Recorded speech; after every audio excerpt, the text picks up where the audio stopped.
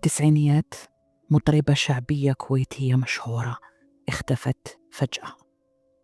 آخر عرس غنت فيه ما كانش فيه بشر، ومن بعد هذيك الليلة ما عودتش شدت الميكرو.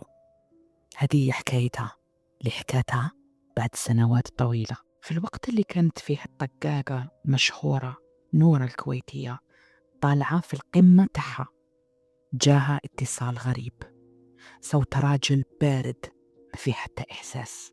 قال لها: أحبينك تغني في عرسنا الليلة، عرس خاص في منطقة الصباحية، 500 دينار.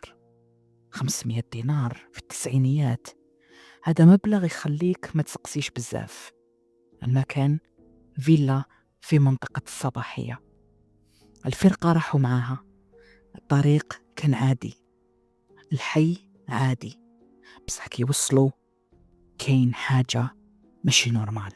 الدار كانت كبيرة بزاف، الإضاءة صفراء خافتة، والباب كان محلول كأنهم كانوا يستنوا فيهم.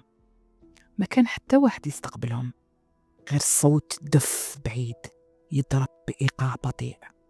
دخلوا. العرس كان يبان عادي في الأول، نساء لابسين تقليدي، ريحة عطر قوية في الجو وضحك خافت. نورا بدأت تغني. أول أغنية كانت الأمور عادية، تاني أغنية بدأت تحس بحاجة غريبة. واحدة من الفرقة قربت ليها، قالت لها في ودنها: راكي تشوفي وش راني نشوف؟ راكي تشوفي وش راني نشوف؟ قالت لها: واش؟ قالت: رجليهم. نورا هبطت عينيها لتحت. ما كانوش كلهم، بصح بعض المعازيم رجليهم ماشي طبيعية. كاين اللي رجليه معكوسين، كاين اللي ما كانوش يمسوا في الأرض كامل، وكاين اللي ظلوا ما كانش مطابق لجسمه. الغنية حبست لحظة، الجو تبدل، الضحك ولا أعلى بس ما كانش خارج من فمهم. الحرارة في القاعة طلعت بطريقة غريبة، الهواء ولا تقيل، والجلد تاع بعضهم كان خشن كأنه ماشي جلد بشر. واحد طويل لبس أبيض كان واقف في آخر القاعة، متحركش منين دخلوا، غير عينيه تبعوا في نورة. كل ما تحبس الغنية يضرب الدف ضربة واحدة وتكمل بالسيف عليها. الفرقة بدأت تتوتر. واحدة منهم حاولت تخرج تشوف برا، واحدة منهم خرجت تشوف وش كاين برا، ولات بوجه أصفر أبيض. قالت بصوت متقطع: الدار هذه ما فيها حتى ضو برا، والحي كامل ما كانش ضو. كي قرب الفجر الوجوه بدأت تتبدل، الابتسامات ولات أطول، العينين ولات أغمق، والراجل اللي لابس الأبيض بدأ يتقدم. قال بصوت مش طبيعي: كملي.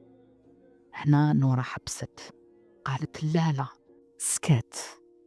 من بعدها الضحك، ضحك واحد، من بعد عشرات، ومن بعد القاعة كاملة بدأت تضحك. الفرقة هربت، جراو للباب. كي خرجوا ما كانش كاين حتى فيلا، غير أرض خالية وأنقاض قديمة والريح. السيارة كانت بعيدة شوية، كيفاش ما يعرفوش. ركبوا هربوا. 500 دينار اللي كانت في الصاك.